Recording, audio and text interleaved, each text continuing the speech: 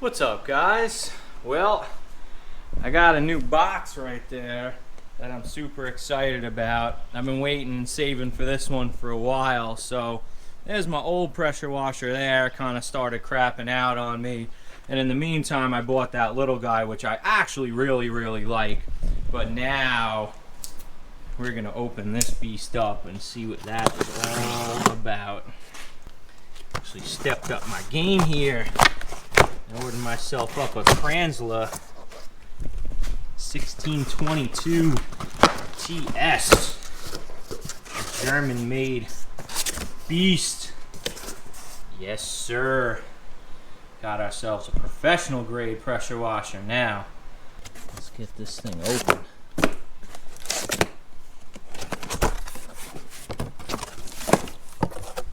Oh, nice. I got the hose. It wasn't even supposed to come with a hose.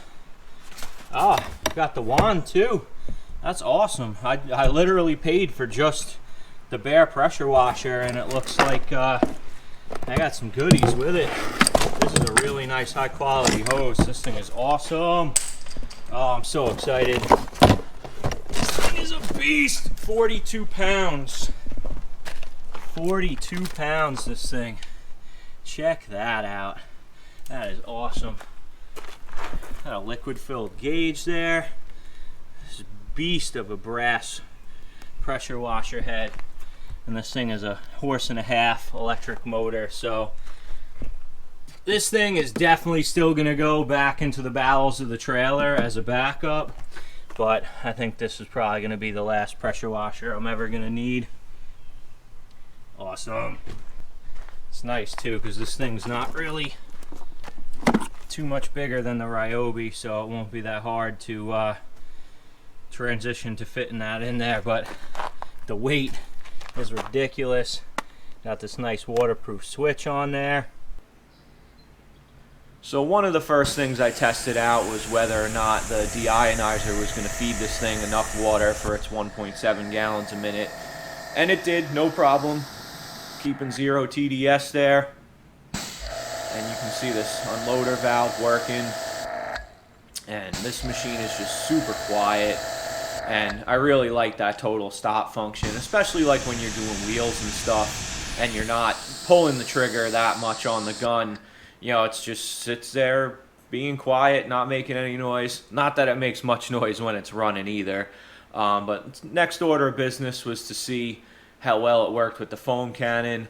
So this is a MTM PF22 with a 1.7 millimeter nozzle, and you can see it makes some nice thick foam.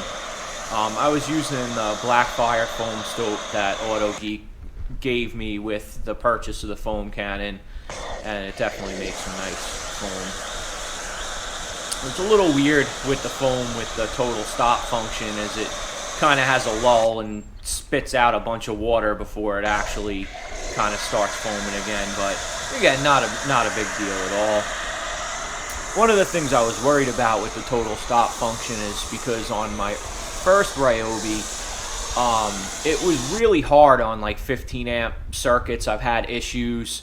It was really hard on my generators. So I was kind of concerned.